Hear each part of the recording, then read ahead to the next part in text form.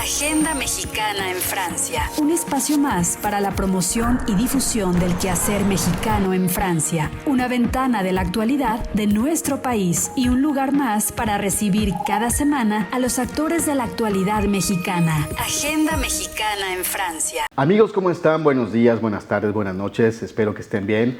En el momento en el que vean o sintonicen este podcast, en todo caso, es un placer tenerlos siempre pues presentes. Y como cada lunes ya saben que es lunes de podcast y pues bueno, es un gusto pues estar con este proyecto que se llama Agenda Mexicana en Francia, como lo saben, que se graba entre las ciudades de París y Ciudad de México y obviamente pues siempre con invitados pues destacados. Y bueno, estamos muy contentos, muy honrados obviamente pues de tener a este gran invitado, como todos los demás también, Raúl Torres, que pues bueno, muchas gracias por aceptar esta invitación. Merci mon ami, c'est un plaisir. C'est un plaisir d'avoir avec nous y vamos a platicar un poco pues de todo lo que haces, Raúl, de dónde vienes, qué has hecho, qué estás haciendo en este momento, pero pues antes de que nos cuentes un poquito todo esto, en este día precisamente que es bastante importante y ahorita también vamos a tocar al final de esta entrevista este tema, hoy lunes 20 de enero, que es un día pues un poco particular, un poco, cada uno lo lee de distintas formas. Antes de hablar de todo esto, ¿quién es Raúl Torres? Pues te agradezco mucho, Misha, y saludo a quienes hoy te están viendo y a quienes nos van a ver en las repeticiones. Pues yo soy hoy un mexicano que ha vivido en el extranjero los últimos, pues ya antes decía 16 años, ahora digo 17, ¿no? Entre la ciudad de Nueva York y la Ciudad de México, principalmente en los Estados Unidos, en la costa este, en Boston, en Washington, pero que también tuve el gran, podría decir que el gran honor, el gran privilegio, la gran experiencia de vivir aquí en Francia, de vivir en París, y eso a mí me permite también tener esa doble visión de lo que es el mundo desde la perspectiva europea, la estadounidense, por supuesto la mexicana, y hoy soy el diputado migrante, soy el único diputado que representa a las y los mexicanos en el exterior, que es directamente votado por la comunidad mexicana alrededor del mundo, siendo Francia uno de los países que más participan y que por supuesto soy muy agradecido y que bueno, tengo un cariño especial porque viví en París mucho tiempo y ese soy yo, prácticamente de una clase media. ¿Dónde naciste? Yo nací en la Ciudad de México, nací en la Ciudad de México, mi mamá es maestra ya jubilada de educación primaria, mi papá es comerciante y pues como todo buscando el sueño, en este caso allá el sueño americano en Estados Unidos.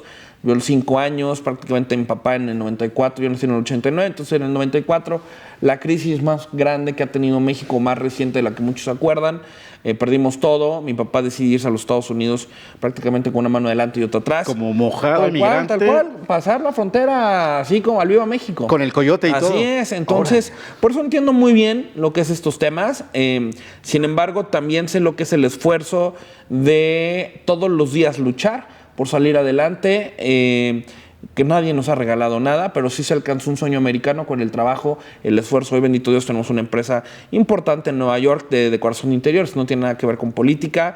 Yo tuve la oportunidad de llegar a estudiar en Harvard, en George Washington, estudiar en París, alcanzar estos sueños, obviamente también, como cualquier otro mexicano, trabajando por pagarte estos sueños, ¿no? Nosotros, nuestro negocio es de muebles, de decoración de interiores, y sé lo que es ir a las 3 de la mañana a Times Square en pleno frío de invierno, a cargar muebles, a que te dejen afuera porque pues, te ven latino, para hacerte la maldad. Sé lo que es eso y al otro día hacer las maletas para llegar el lunes al salón en Boston.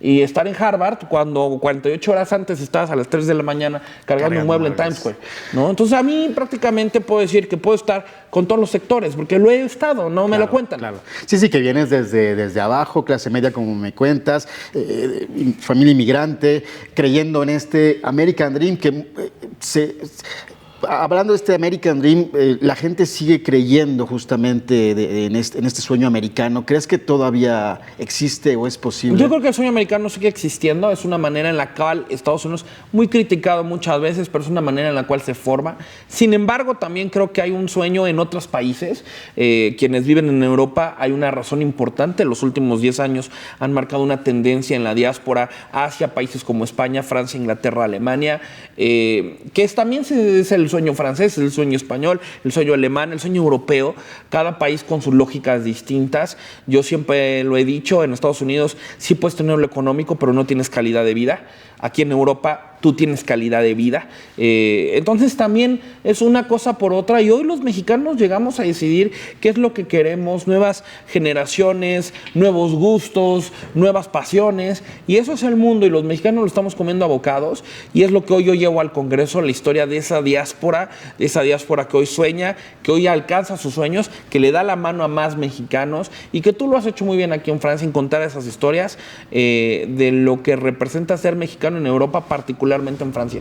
¿Cómo llegas? Ahorita vamos a hablar de esta labor que estás haciendo y que además yo lo he visto también como mexicano en el extranjero, que es realmente muy importante para nosotros, porque pues bueno, a veces nos faltan como una orientación, estamos como en el limbo, ¿no? Y creo que estas figuras, como todo lo que haces y has venido realizando, es bastante importante. ¿Cómo llegas antes de hablar de esto, Harvard y estos estudios, es bastante interesante? ¿Cómo logras llegar a estas universidades? Mira, ¿no? yo te digo que primero que nada, pues al tener una mamá maestra, pues todo el tiempo estaba atrás y atrás, y eso siempre lo he agradecido. Mi papá muy pendiente, pero a ver, te hablo de los 90s, pareciera que fue hace mucho, pero en los 90s no había esto, no había live stream, no había podcast, no había videollamadas, no había WhatsApp, no había nada, había un teléfono que sonaba y con el cual podía platicar con mi papá, pero pues duré sin ver a mi papá muchos años, más que escuchándolo, con un dolor importante que después cuando creces maduras y lo entiendes, pero que obviamente te hace durante pues, de los 6 años hasta los prácticamente 14, o entre 8 o 10 años de diferencia, pues sí te va marcando en las distintas etapas de tu vida. Sin embargo, nunca perdiendo el rol de a dónde yo quería estar. Yo termino hasta la prepa en la Ciudad de México, y de ahí tengo la oportunidad obviamente ya de irme a Estados Unidos, donde hago la carrera primero en un colegio que se llama Endicott College en Boston, que es muy bueno, en el norte de Boston. De ahí me voy a París, estoy en Francia un rato, justamente estudiando relaciones internacionales, pero desde la perspectiva de la OTAN, para adentrarme en cómo funciona el multilateralismo europeo, diferencia a cómo lo hace la política de los Estados Unidos. Ahora sí ya regreso a terminar la carrera en Harvard, termino ciencias políticas o lo que llaman government, me regreso a México a tratar de aportar también todo lo aprendido. Tu granito de arena, ¿no? Y te encuentras que cuando eres mexicano en el exterior, yo regreso en 2012, a principios de 2012, y te encuentras que eres un extranjero en tu propio país. Sí. Entonces yo decía, no es posible, ¿no? Y se me cerraron puertas, yo las toqué y siempre lo he dicho. Yo porque hoy estoy en esta diputación, porque me aferré a algo que yo quería. Porque en el 2012 yo llegué a tocar las puertas y me dijeron, no, ¿qué crees que te fuiste? Y le dije, perdón, y no sé si se van a enojar, pero dije, no me fui a un Oxxo a comprar una coca, O sea, me fui a la mejor universidad del mundo, me la fui a partir y quiero aportar lo que estudié. Claro. Pero desgraciadamente luego esa mentalidad que todavía existe en México, sí, poco a poco ha ido cambiando, pero todavía existe el que los mexicanos que nos fuimos, pues abandonamos México, y eso es un gran error, porque quienes incluso queremos regresar algo de lo aprendido, de nuestras aptitudes, etcétera, creo que tienen que ser visto como un beneficio para México. ¿Y esto a qué se debe, Raúl? Justamente te lo comento porque, bueno, yo también ahora que he regresado a México, mucha gente que ve este podcast, que también son parte de esta diáspora que regresó aquí a Ciudad de México, intentamos como con esa dinámica, así como tú, con toda la buena fe y la buena voluntad de decir, bueno, yo hice esto en el extranjero, destaqué, hice esto, vengo a México a entregarles de una manera muy humilde. ¿Tú crees que a lo mejor hay como una especie de recelo o de que dicen, wow, esta persona viene con un currículum o con un background y nos va a hacer menos? ¿Tú crees que va por ahí o por Yo creo que hay ese miedo, y podríamos hablar lo que es cultural muchas veces, sí, porque desde niño te inculcan que los españoles fueron los malos, ¿no? Entonces llegaba el extranjero, llegaba el español cuando éramos los aztecas, y entonces ellos fueron los que nos quitaron nuestra gran cultura, que era extraordinaria, la cultura mexica. Sin embargo, cuando tú ves al extranjero como el enemigo, desde niño, desde generaciones pasadas, entonces te caes en el chip de que quien venga de afuera es el malo. Y lo que hoy debemos de entender es que el mundo está tan globalizado que es una ventaja el que tú tengas gente alrededor del mundo. Claro. La India lo aprendió muy bien. La India es la diáspora más grande, la mexicana es la segunda, pero la India lo ha hecho muy bien. A su diáspora le están metiendo en las mejores universidades, están en las áreas de ciencia, las carreras STEM, etcétera, y están ayudando a su país. Y han colaborado con su país. Han entendido que no porque te hayas ido, traicionaste a tu patria. Creo que en México, poco a poco vamos cambiando eso. Ha sido parte, por un lado, social, pero también creo que el gobierno no ha ayudado, todos, no vengo a hablar de colores, pero sí creo que nos ha faltado poner más México en el mundo y más mundo en México, porque eso nos ayudaría entonces a entender que mexicanos o mexicanas que hayan estado en cualquier parte del mundo pueden aportar mucho por nosotros y que aquel que se fue no traicionó, no abandonó o que no solamente es para cierto nivel socioeconómico. Porque te pueden decir, o es el más pobre o es el más rico. No, no es cierto, somos clases medias. Claro, claro. Sí. ¿Y cómo llegaste? Entonces justamente me comentabas que tenías como esta idea, esta meta de llegar a esta diputación migrante. Esto no existía antes, ¿no? No existía. ¿Desde cuándo existe esta figura de diputado? Del 2017 se crea en la modificación de la Constitución de la Ciudad de México y en 2018 se pone en la ley. Sin embargo, pues hay que decirlo con todas las palabras. Muchos actores políticos, incluso la hoy presidenta, entonces jefe de gobierno, vetó la figura. ¿Por qué? Porque los políticos en general no veían a los mexicanos en el extranjero más que para las remesas. Claro. Y solamente en los Estados Unidos. Ni siquiera te hablo de ustedes que viven en Francia o en Europa. Entonces, costó mucho, tuvimos que ir a tribunales con la sociedad civil, etcétera. Y fue el tribunal el que en 2021 dijo tiene que venir para esta elección. En 2018 ya no se pudo, pero en 2021 se dio la oportunidad. Yo me inscribo, por supuesto, por un partido que es Acción Nacional, con quien siempre he tratado una simpatía. Y bueno, ganamos una elección con el voto en el extranjero. Y luego fuimos a una reelección, bendito Dios, en el 2024, que es lo que nos permite la Constitución. Y en 2024 arrasamos con un número histórico que nunca había participado tanta gente desde el extranjero, no solamente en Ciudad de México o chilangos en el exterior, sino también a nivel nacional. Gente? Obviamente son los Estados Unidos, Estados Unidos. Pero después, una de las cosas, mira, yo tenía una meta, Misha. Cuando llego al 2021, veo cómo se comportan, qué países, empezó a ver España, empezó a ver Francia, empezó a ver Reino Unido, Alemania, que empiezan a ser países importantes en la votación. Entonces, yo a partir de 2021 dije, voy a darle el mismo valor que tiene Estados Unidos a la diáspora en Europa. Una, porque yo viví en Europa, claro, y entiendo lo que es tener un océano en medio, tengo 7 horas de distancia, sé lo que es que te enfermes aquí, que tu familia esté lejos, otro idioma. No hay una cercanía con México como lo tiene la gente en Los Ángeles, ¿no? O incluso en Chicago. Entonces, yo decía, tengo que darle la atención a Europa, porque Europa está creciendo en número de mexicanos. Y justamente durante los 3 años, con visitas a Europa, principalmente en Francia y en España, crecimos en la meta. Mi meta era rumbo a un 2024, buscando una reelección, era justamente que Europa subiera su votación. Y eso lo logramos. Entonces, cuando llegamos a la votación de 2024, prácticamente el 54%, para efectos prácticos el 50%, es de Estados Unidos y el otro 50% es del resto del mundo, cuando antes era 70-30. Está bastante Entonces, bien, ¿no? Ya empatamos voto claro, europeo, principalmente Europa, obviamente Australia se suma, aunque no es Europa, se suma un poco de Asia, pero realmente el grosso es de Europa. Y el otro 54%, 46 versus 54, es de los Estados Unidos. Entonces, incluso logramos que países como España alcanzaran a tener una votación más alta que Canadá, ¿no? Porque estuvimos muy presentes. Mi objetivo ahora es seguir muy presentes en España y Francia. Ya estuvimos en Inglaterra, en el Reino Unido, ya estuvimos en otras partes a manera de distancia y vamos a estar trabajando este 2025 visitando Alemania, ¿no? Y otros países en los Países Bajos, sobre todo también visitando Italia, donde son países que empiezan a tener una diáspora de mexicanos, claro, y que también necesitan que los volteen a ver, y más en momentos como obviamente se acaba de decir, en un 20 de enero, donde llega el presidente Trump, etcétera, todo el mundo va a voltear a ver Estados Unidos, y yo he dicho, hey, también hay allá, al lado de también hay en Europa, claro, sí. Y se tiene que voltearlos a ver, porque mi compromiso es ese, seguir fortaleciendo Europa y llegar a un 2027 donde tengamos prácticamente una vez más los pares, que Europa proporcione la mitad de los votos o incluso más y generar una tendencia hacia lo que venga, hasta lo que nos permita la Constitución, pero sobre todo es generar esa imagen de que el mexicano está en todas partes del mundo, en distintas ramas, y esa es mi tarea. ¿Cuáles son, hablabas de Europa, bueno, Estados Unidos, vi que también hiciste el año pasado una gira por Asia, estuviste por ahí. ¿Cómo encontraste el clima por allá? ¿Cuántos mexicanos hay por allá? La comunidad es importante, esta diáspora mexicana. A ver, en números son pocos, pero en importancia es mucha. Y te voy a decir por qué. Porque estuve justamente en Asia y estuve en los Emiratos, cada vez crecen más mexicanos. O sea, yo lo que siempre he dicho es que estoy harto de que los políticos de todos los colores siempre piensan en el inmediato, que es lo que hoy más me da, pero no piensan a futuro.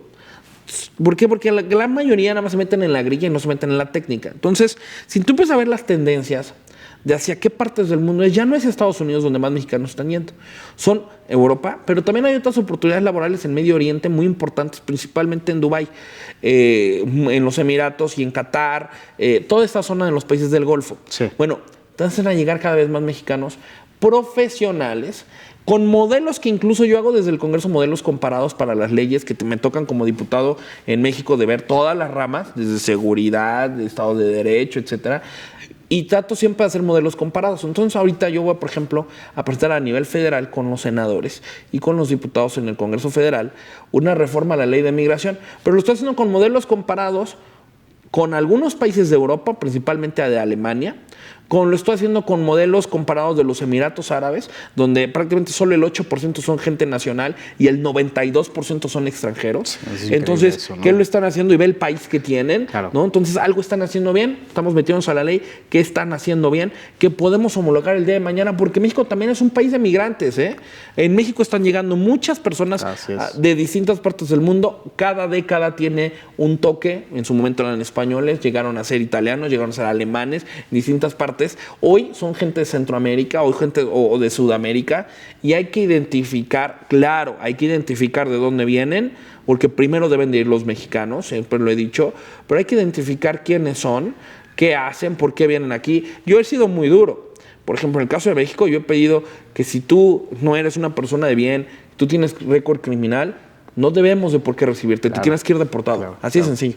Pero si eres una persona que vino escapando de una dictadura como en Venezuela, que eres una persona que eras un doctor, que eras enfermera, que eras maestra en Venezuela o en Centroamérica en general, y que hoy puedes llegar aquí a homologar tus títulos. Es lo que siempre peleamos en Francia o en Europa. Oye, yo quiero homologar mi título y no me dejan. Bueno, pues es que en México tampoco los dejas. Claro. Entonces, tendremos que ir modificando las leyes. Para que haya una reciprocidad, exactamente. ¿No? En cualquier parte del mundo. Así es. Y como justamente hablabas de ese tema de migratorio, hoy es un día bastante importante, y yo creo que marcará historia. ¿Cómo ves la situación, el panorama político? Nosotros como mexicanos, primero, como el resto del mundo, los radares están y todos los reflectores están precisamente en esta toma de protesta de Donald Trump. ¿Crees que tenemos que tener miedo? ¿Crees que estamos preparados? ¿Cómo tenemos que comportarnos en México y en el mundo? Mira, yo creo que voy a ser de los pocos que te van a hablar en esta versión, porque en México uno de los grandes errores, y de lo que yo me río mucho, es de que todo el mundo se apasiona por lo que pasa en Estados Unidos, sin ser estadounidense, ¿no? Obviamente hay una repercusión, ojo, no me lo malinterpreten, pero lo que yo voy es, se están ahogando en este vaso. Este vaso puede estar medio lleno o medio vacío, según cómo lo veas. Ya hemos visto al presidente Trump. Ya lo hemos tenido 4 años, no es nada nuevo. Cuando nos vamos a los números, fue el presidente Obama quien más deportó. En sus 8 años, deportó 3 millones de personas en estatus irregular. En sus 8 años. Pero cuando te vas a los números, no fueron más mexicanos. Entonces, cuando te vas a los números de Biden, Biden deportó más que Trump. Ya como Biden presidente que acaba de terminar. Entonces, a ver, no nos espantemos de que Trump va a decir, váyanse todos. Y tampoco creamos que va a mandar de vuelta a todo mundo. El presidente Trump dijo muy claro que el criterio que se va a ocupar es no public charge. Y casi de eso no te hablan la gente que viene a opinar, porque nada más te vienen a decir, Trump esto, pues sí es una persona que no vas a invitar a la cena de Navidad de tu casa, seguramente no. ¿No lo quieres de amigo? Pues tampoco. No lo veamos como la persona, sino veámoslo como el jefe de Estado, ¿no? Y porque si lo ves como una persona, pues te puede caer bien o te puede caer mal. Pero él va a tomar decisiones más allá de si le caes bien o le caes mal, si es estadounidense o no lo eres. American First, ¿no? America First, entonces, a ver, el no public charge significa que no eres carga pública. Yo lo he dicho, si tú eres un mexicano que vive en los Estados Unidos, pagas impuestos, porque puedes pagar impuestos aunque no tengas documentos, ¿eh? Es una realidad. Tú pagas impuestos. Tú no bebes y manejas, tú no tienes récord criminal, te vas a poder quedar en los Estados Unidos. Ahora, la gente cree que la deportación es que te agarran, pues te ves medio mexa y vas para afuera. No, no es cierto. Las deportaciones, ¿cómo funcionan? Nadie se las explica en México. Tú tienes 100 millas donde está la Border Patrol, que sí te pueden agarrar si te acabas de cruzar, ¿no? Y que tienen la facultad de devolverte. Fuera de esas 100 millas entra el ICE, que es uno de los departamentos dentro de Homeland Security que se encarga de las deportaciones. Y tú tienes derecho a irte a juicio. Es decir, no es como que ahorita entraron por ti, te llevaron de tu casa y te vas. Cuando te vas a los números de los casos de deportaciones, no fue porque estaba un Misha caminando en la calle y lo vieron mexicano y lo agarraron. Claro, fue porque los detuvieron por estar manejando en estado de ebriedad o porque cometieron algún tipo de felony, que es un tipo de delito que tiene récord criminal nivel 2 o 3, que ya son ameritorios de cárcel incluso. Entonces, ese es el 50% de las deportaciones. No estoy diciendo, y no creo que me saquen de contexto, de que todos son eso. No, pero sí la mitad de ellos. Ahora, yo soy muy crítico. Vámonos a los números en Estados Unidos. 30 millones de mexicanos, primera, segunda y tercera generación, 10% de la población de los Estados Unidos, que son 300 millones. Primer generación, es decir, nacidos en México, 12 millones. Segunda generación y tercera son 18 millones más, que te dan los 30. Ellos, segunda y tercera, ya son nacidos en los Estados Unidos. Ya son US citizens. Claro. Ya tienen todos los derechos, ¿ok? Entonces vamos a hacer parte de que 18 millones de mexicanos ya tienen ciudadanía americana y votan en los Estados Unidos. Entonces estás hablando que son 18, son más que 12, ¿verdad? De entrada. De los 12, ¿cuántos tú crees que están en estatus irregular? No, pues yo creo que... no sé, me imagino que 10, ¿no? Todo el mundo cree eso. 4 millones de 12. Ah, ok. 4 es menos de la mitad de 12. Es decir, tienes 8 millones de mexicanos primera generación que están en un estatus regular, el doble de los que no tienen documentos. Entonces, creo que el gran esfuerzo de este gobierno debería de ser cambiar el chip, ver los 18 millones que ya tienen documentos, que son ciudadanos americanos, cómo van a apoyar a la primera generación, cómo vas a fortalecer ese lobbying, ese cabildeo mexicano en los Estados Unidos, cómo esos 8 millones que ya tienen documentos primera generación pueden ayudar a los otros 4. Y si me voy todavía a los números más a detalle, de esos 4 millones, solamente 2.4, casi la mitad, sí están en una posibilidad de deportación inmediata, es decir, te pueden agarrar y te puedes ir. Los otros 2 millones están, como comúnmente en Estados Unidos decimos, arreglando papeles. Es decir, si tú estás en un trámite, en un juicio, no te pueden deportar. O sea, no pueden llegar a tu casa a sacarte. No. Entonces tienes 2 millones que sí se pueden ir. No es un número pequeño. 2 millones que están arreglando papeles. Y luego tienes 8 millones que están regulares. Una vez más. Entonces nos estamos ahogando en un vaso. Claro. Y en el caso, por ejemplo, de estos mexicanos que por azares del destino se encuentran en esta situación, ¿cuál sería como el consejo y la recomendación si un mexicano pues se ve en esta situación? Ponerse en contacto directamente con el consulado, ¿qué tiene que hacer un mexicano? Primero, o sea, nosotros estamos trabajando muy de la mano, independientemente que yo soy de oposición, con el gobierno federal, con la Cancillería, con las redes de consulados, para que puedan atender estos temas de deportaciones, un acompañamiento sobre todo en los juicios, es algo que mencionábamos mucho, salvaguardar sus derechos humanos. Pero yo, el mejor consejo que te lo digo como un mexicano que ha vivido en los Estados Unidos durante los últimos 16, 17 años es, pórtense bien. Es que suena bien lógico, Misha, claro, pero es bien complicado. Claro. Porque luego salen, es que es la primera vez que salió y bebió y atropelló. Pues, híjole, ¿cómo le explico que eso no lo debería de haber hecho? Es que manejó sin licencia. Hoy la gente cree que tener licencia en Estados Unidos es complicadísimo y no es cierto. La gran mayoría de los 50 estados, no hablo de los 50, pero creo que, si no mal recuerdo, alrededor como de 30 y fracción, 34 de los 50 estados de la Unión Americana te permiten tener licencia de conducir sin tener documentos. Entonces, ¿por qué manejas sin licencia, güey? ¿Por qué no tienes seguro el auto? O sea, cosas que son tu responsabilidad de tener. Claro, claro. Conozco gente que lleva sin documentos más de 20 años, pero son personas de bien y no se meten en ningún problema. Pero si tú vas a estar en pandillas, tú vas a estar manejando borracho, tú vas a estar golpeando a tu mujer, tú vas a estar haciendo cosas, pues lo más seguro es que cuando llegue la policía va a decir, vas para afuera. Pero tú y yo pensaríamos lo mismo de quien llegue a México y tenga lo mismo. Entonces, vamos a concentrarnos en lo que es, y yo creo que no debemos de ahogarnos. Sí creo que México debe cambiar la narrativa. No somos el pobrecito, y también lo digo para los mexicanos en Europa. Los mexicanos en Estados Unidos, no todos estamos en los campos, mucho valor a quienes lo están, pero están en las mejores universidades generando empleos. 4 de cada 10 empleos en San Antonio son generados por capital mexicano, que viene en México, no mexicoamericanos. En California tú sabes la fuerza que se tiene. Otras ciudades de Estados Unidos que no eran lo normal para la comunidad mexicana, como Seattle, como Miami, hoy representan una diáspora. Esa diáspora que hoy, y con eso voy concluyendo, se conecta con la diáspora de Europa. Hoy el mercado que existe en los Estados Unidos puede ser un mercado que se adapte al mercado de la Unión Europea. Y Europa es el verdadero centro de la diáspora, siempre lo he dicho. ¿Por qué? Porque para conectar con los mexicanos de los Emiratos o de Asia, es Europa el centro. Claro. Entonces, eso es lo que yo voy. Si logramos conectar las diásporas, nuevos perfiles que hoy son, es donde vamos a poder ver el futuro hacia dónde vamos. La Diputación Migrante mía no es eterna. La Constitución te dice cuántas veces puedes estar, pero tenemos que dejar las bases. Y sobre todo lo que hemos trabajado muy bien los primeros 3 años, y que esta va a ser nuestra tarea los siguientes 3, es que los trámites, todos los pasos a la distancia. Un gran éxito, y con esto ya concluyo, es que en este 2025, palabra que hicimos de campaña, propuesta, es una realidad. Durante todo el primer semestre de 2025 y del segundo semestre vendrán los nuevos trámites que se pueden hacer a distancia en los consulados, ¿no? Los poderes notariales, muchos de los trámites que tienen que ver con tus estados, las cartas de antecedentes penales. Ya va a ser una realidad el tema del SAT, el tema del IMSS.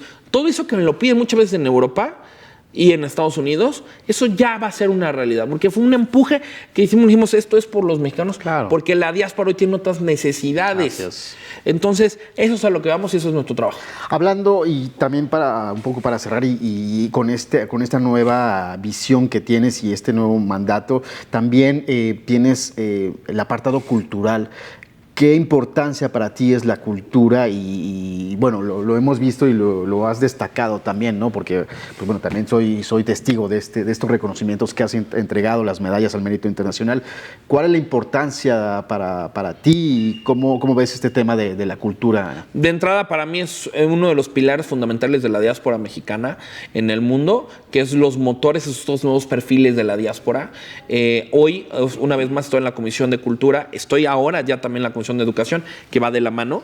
A mí me importa mucho que se hable de los artistas consolidados y emergentes mexicanos alrededor del mundo, que empiezan a tener, como tú, mucho auge en otros países, pero es importante que México los reconozca. A mí me duele mucho cuando, por ejemplo, voy a distintos países y se hacen estos altares de Día de Muertos, el caso de los Días de Muertos. A ti te felicito por lo que haces en Francia, pero a mí me sorprende luego, y no es crítica, pero que se tenga y se traiga artistas de otras partes a hacer arte mexicano, cuando puedes tener muchos artistas mexicanos que ya viven en esos países. Tú eres un ejemplo, eres un mexicano que vive en Francia y obviamente lo haces y es muy bien, pero hay otras veces que me he sorprendido y me cuestiono el por qué no jalan artistas mexicanos, y es porque no los conocen. Entonces, ¿qué hago yo? Que se conozcan desde México las medallas al mérito, y te quiero decir que para esta nueva legislatura el Congreso acordó que solamente va a haber una en toda la legislatura, una por cada rama. Es decir, el nivel del prestigio que va a tener esa medalla. Antes se daban una medalla al mérito en cultura en una vertiente internacional cada año. Claro. Lo cual yo seguía impulsando que fueran cada año, porque hay mucha gente. Hoy va a ser una por los 3 años. Es decir, es un nivel de prestigio mayor, porque es lo que el Congreso te va a reconocer entre tu trayectoria y tu trabajo continuo. ¿Qué es lo que yo voy? Creo que la cultura hoy es el motor más importante. Francia es ejemplo de esa diáspora por mucho, y creo que ahí es donde tenemos que hacer que desde México se sepa qué están haciendo ustedes, reconocerlos desde México, abrir las puertas. Cuesta mucho trabajo. A mí ayuden, o sea, siempre les he dicho, yo les voy a ayudar a echar un montón. Ojalá yo fuera gobernador o presidente de la República, yo abriría todo a los mexicanos en el exterior. Sí. Pero bueno, nos toca también poco a poco hacer que la comunidad mexicana quienes toman decisiones, políticos, empresarios, etcétera, volteen a ver a los mexicanos en el exterior y que sepan que también las personas en Europa tienen mucho que aportar, aunque estén a distancia, quienes están en Asia, quienes están alrededor del mundo, y que no nada más somos aquellos mexicanos que nos cuentan para ciertos números y que... Somos más que remesas. Somos más que remesas. Es como una de tus... Así es, somos acciones y atrás de cada dólar o de cada euro hay una historia de un éxito. Yo algo que siempre he dicho y que toca eso con la diáspora, principalmente Europa, son las familias binacionales. Para mí es bien importante hablar porque entonces la cultura mexicana se mezcla. Este mesticismo del siglo XXI, ¿no? Donde ya es tener familias mestizas, donde tienes una pareja francesa, una pareja española, una pareja alemana, un hijo o una hija que ya nació en Europa, pero que tiene papá o mamá de ascendencia de cierto país en Europa o en el resto del mundo, más lo de México, y ahí es el gran valor. Y no se ha volteado a ver. Entonces yo es una de las cosas que hago. Las segundas generaciones ya están en Europa, incluso llega a haber terceras, y es donde yo quiero mucho que se hable de ese valor. Raúl, pues te agradecemos mucho. Nos podríamos pasar no solamente días, sino horas hablando pues, de todo lo que haces y obviamente lo que has estado realizando, lo que estás haciendo en este momento. Nuevamente agradecerte por la invitación, pero también agradecerte también a nivel de pues de toda la gestión, todo lo que estás haciendo por los mexicanos en el extranjero. Digo, no es guayabazo ni decirte, bueno, no, simplemente yo lo he visto, lo constato, lo hemos visto en otras partes de Europa y del mundo, la gran labor que estás haciendo por nosotros los mexicanos en el extranjero.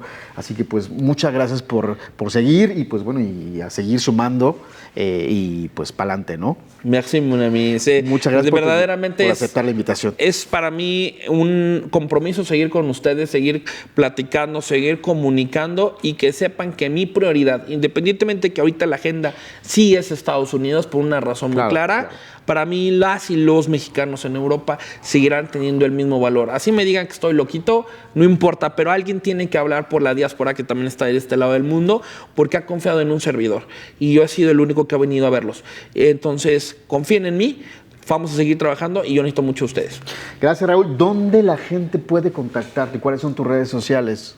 Entonces me van a encontrar como Raúl Torres MX o muy fácil ponerle Diputado Migrante en Twitter, bueno, X, Facebook, Instagram y pues ahí estamos y me pueden mandar un correo electrónico a raultorres@gmail.com. Ese llega a mi celular, a mi móvil y pues yo siempre estoy atento realmente a lo que ustedes necesiten. Hagamos Zooms, hagamos pláticas, anuncio siempre las giras un poco con tiempo para poder reunirnos. Estaré en este 2025 regresando por supuesto a Europa. Claro que tocaremos Francia, estaremos visitando próximamente Alemania, también hay una comunidad muy importante por allá, reforzando Reino Unido, viendo Italia, viendo Países Bajos, que se hable de lo que representan las y los mexicanos en Europa. Pues muchas gracias, Raúl. Amigos, sigan entonces, los invitamos a seguir la actualidad de nuestro podcast y obviamente pues lo que hace nuestro diputado migrante en el extranjero. Muchas gracias, Raúl. Gracias, y Michel. nos vemos hasta una próxima emisión de nuestro podcast Agenda Mexicana en Francia. Buenas tardes, buenas noches, buenos días.